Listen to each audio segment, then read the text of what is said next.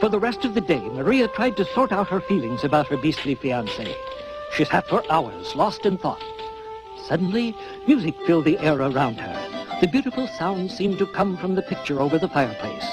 Maria could hear the sweetness of each heavenly instrument, and as she continued to listen, she was filled with peace and a gentle happiness she had not felt since she came to this place.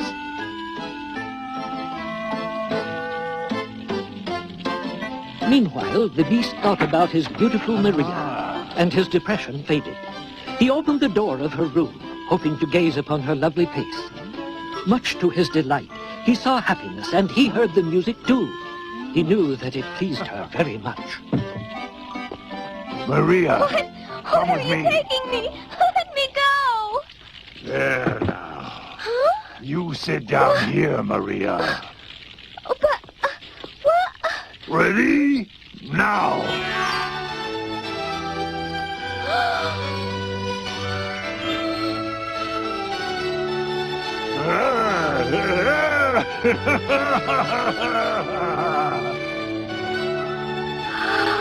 Maria was quite speechless and couldn't take her eyes off the beast as he conducted his magical instruments. Shortly, the whole mansion was alive with music. The beast was having a wonderful time, and soon Maria was too. It's so lovely. Oh, pretty. Thank you. Maria felt so much happiness that she forgot all about the beast's repulsive looks and was drawn closer to him. A new gentleness had come over him, too. He quietly left Maria to enjoy the music and went off to attend to his chores. Come on, little friends. Come here, little friends. Come and get it. Maria watched with delight as the little birds perched on the beast and ate. They weren't the least bit afraid of him. A fox showed up for dinner, too, and even a little weasel. For a moment, Maria thought the beast was going to take a bite out of him, but the growl was just a greeting sound which assured the weasel protection from the fox while he ate. They all felt safe with their huge friend. Oh, they like you. Yes. Say hello to Maria. They're wonderful. Thank you for sharing them with me.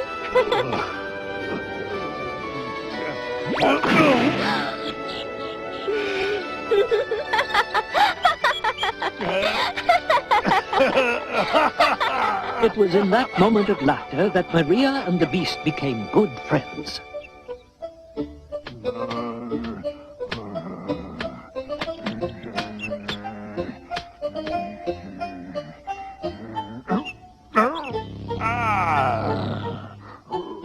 Don't worry, I'll fix it.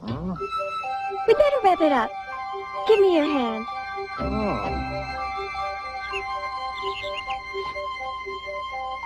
There now. That'll protect it. But you need to come inside now and wash it out thoroughly so you won't get an infection. It's time to wash up for dinner anyway. The poor beast was grateful to get some food finally.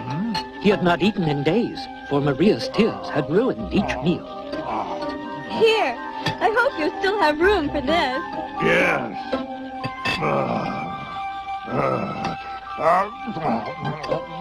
This is delicious. You certainly have a good appetite. But it must be very difficult to eat with that hood covering your face all the time. I'm not afraid of you now. I'm glad. Me too. Now off with that hood. I'll help you with it.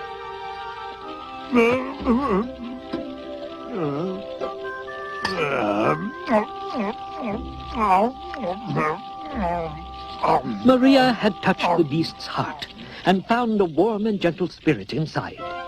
Knowing he was embarrassed about his looks, she decided to make him a new shirt without a hood to help him accept his face.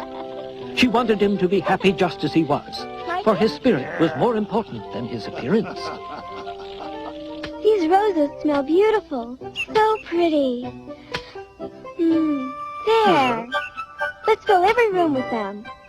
And this one, and just a few more, and we should have enough.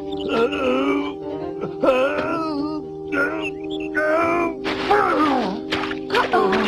Oh, dear.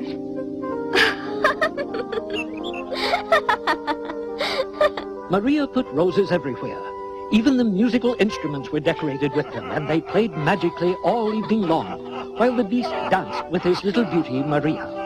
They made a strange-looking couple, but they were having such a wonderful time together, they never even noticed. Later that evening, Maria had a disturbing dream.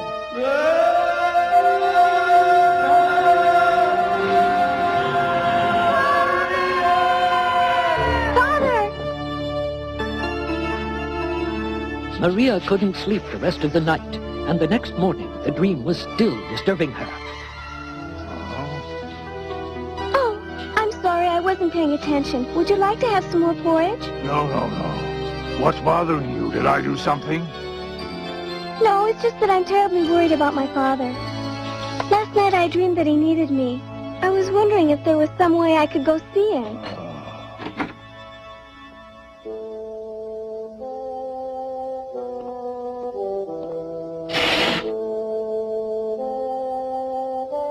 It's pretty. Come here. Is this why you brought me in here? Uh-huh. But how will this help me see my father? Here. Hmm? Push on the mirror, Maria.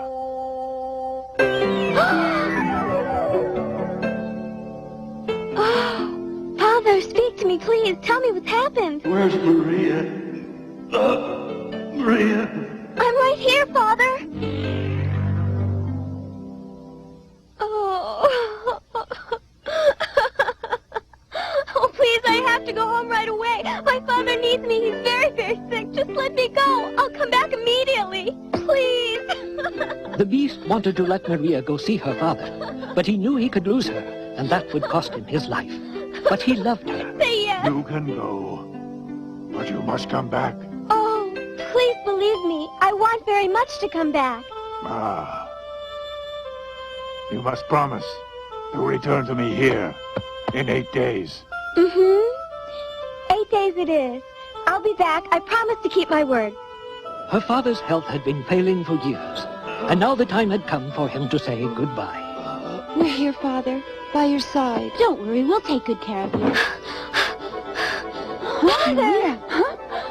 Father, Maria's here. Yes. Hello, Father. I've come home. Hmm?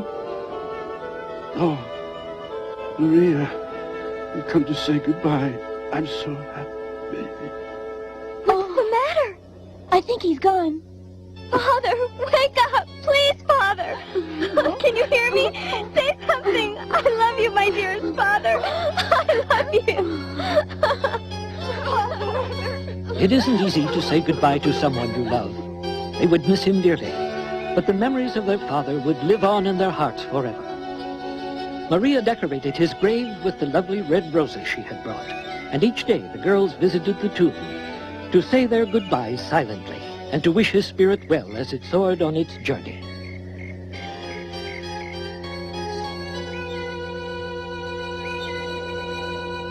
Oh, I wonder why these roses are suddenly dried up. They've been here 9 days. I don't think they're supposed to last longer than that. I must go. What's the matter with you, Maria? It's been 9 days, and I told the beast I'd be gone for only 8. Maria, you can't go back to that monster. You're talking crazy. Helen's right. You belong home with us now. But I promised him I'd come back to him in 8 days. You're out of your mind. Don't be foolish. He's just an ugly creature. Come back. Maria raced toward the mansion as fast as her legs would carry her. A sudden fear welled up in her heart as she hurried along. She wasn't sure whether she feared for her own life or for that of the beast. As she opened the gates of his estate, a fierce blizzard surrounded her. Ice was covering everything, and the wonderful summer garden was gone. She fearfully went inside and was almost overwhelmed by the raging storm within. But where was the beast? And then she saw him.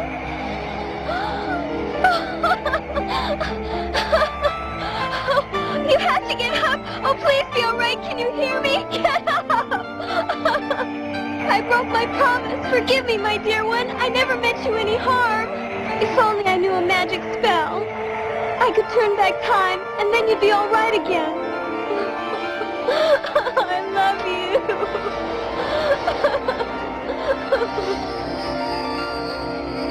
Maria did not know magic, but she did have a power, the power of love.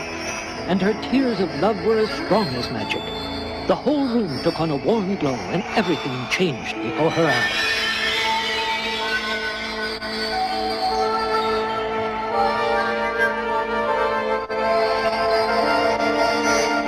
What is it? What's happening? Oh, you've come back. What? Why are you looking at me so strangely? Is something wrong? What happened to my beast? I love him. Huh? What? The spell, you've broken it, my darling. Huh? I don't A spell had turned me into a beast. But you were able to love the real me inside, no matter how ugly I looked. That love was the only power strong enough to break the spell.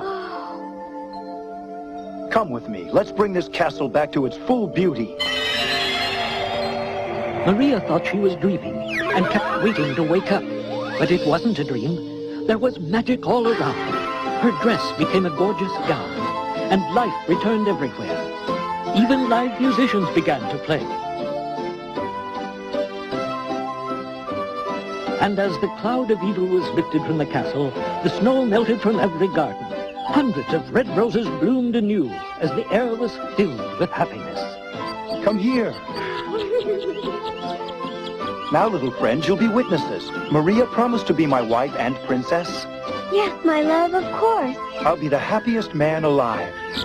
The little birds flew off to tell everyone in the land that Maria and the prince were to be married. As a matter of fact, I'm able to tell you this whole story because a little bird told me, too.